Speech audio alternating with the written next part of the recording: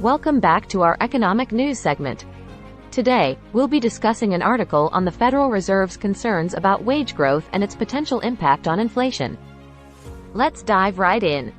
The Federal Reserve worries that Americans' wages are growing far too fast for it to be able to get inflation back down to where it wants.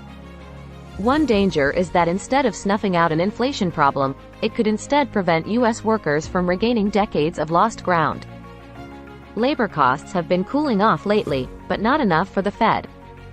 Last week, the Labor Department reported that wages and benefits rose by 1% in the fourth quarter from the previous quarter, putting it 5.1% above the year-earlier level.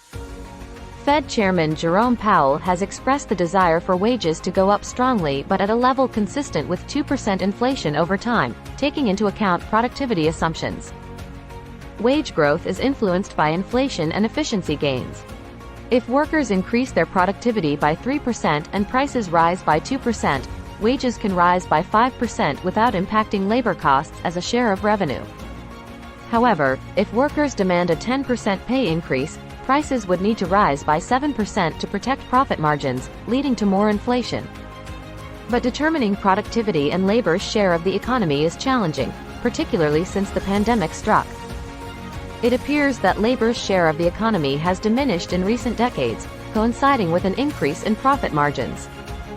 Data from the Labor Department suggests that labor's share was around 58% of economic output in the third quarter of 2016, compared to approximately 64% at the end of 1970.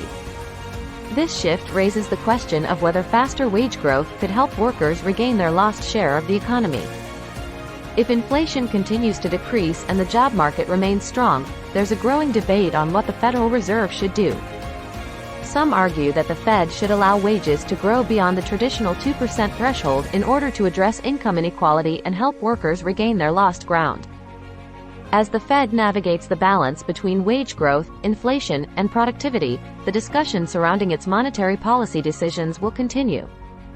If inflation cools off and the job market remains robust, the focus may shift to whether the Fed should embrace higher wage growth to address income inequality.